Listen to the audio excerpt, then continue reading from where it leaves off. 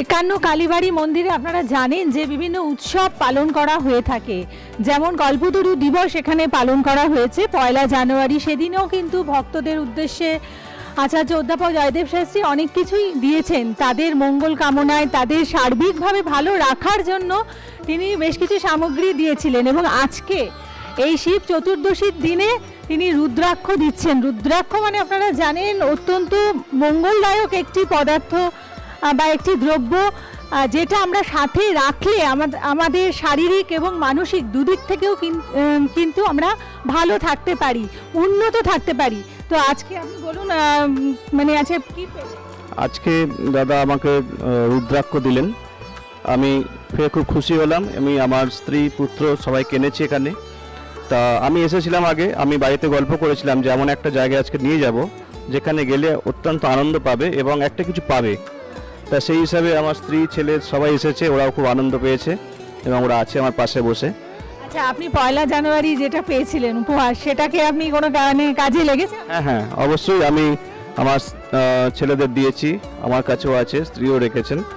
তা আমি একটা মিরাকেল চেঞ্জ হয়েছে আমার লাইফে, সেটা দাদার সাথে গল্প করেছি। আমি আসার পরে একটা পজিটিভ এনার্জি পেয়েছি এবং আমার লাইফে অনেক কিছু মিরাকেল ঘটনা ডে বাই ডে ঘটছে।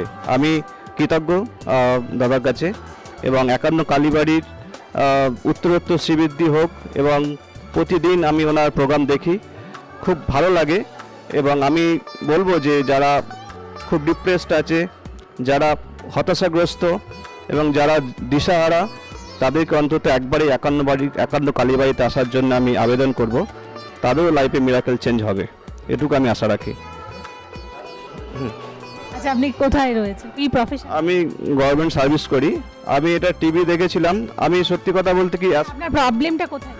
আমার প্রবলেম ছিল যে সাংসারিক প্রবলেম বলবো না, মানে একটা হয়তো যা উপার্জন করছি আমি ঠিক সেভিংস করতে পারছি না, বা লাইফে নানান ধরনের অবচেতনভাবে অনেক কিছু চলে আসছিল ঘটনা, যেগুলো আমার সমস্যা তৈরি করছিল।